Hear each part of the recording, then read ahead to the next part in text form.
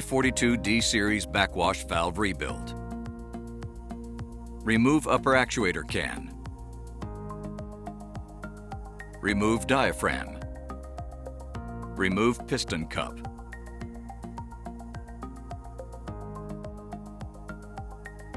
Remove cotter pin from hex nut on inside of the valve casting.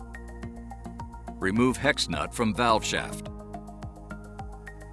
Remove valve shaft. Remove valve seal retainer, valve seal, and valve seal reinforcing plate. Remove lower actuator can, all 3 1/4-inch bolts. Remove grease fitting. Remove brass bushing from outside of the valve casting. Inspect interior surfaces of valve. Utilize the included drill bit and 1/4 by 28-inch tap to drill and tap the brass bushing. Install brass bushing from outside of the valve casting.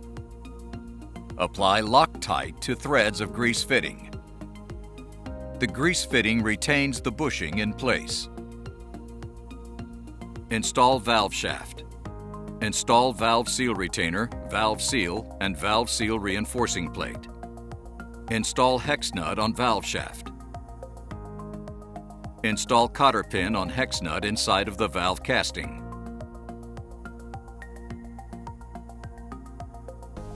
Install lower actuator can, all 3 1/4-inch bolts. Slot must face in downward position. Install piston cup. Apply Loctite on piston cup bolt and install. Install diaphragm so the fabric side faces down toward the piston cup, being cautious not to tear or cut the rubber material. Align upper actuator can so welded fitting is at the top.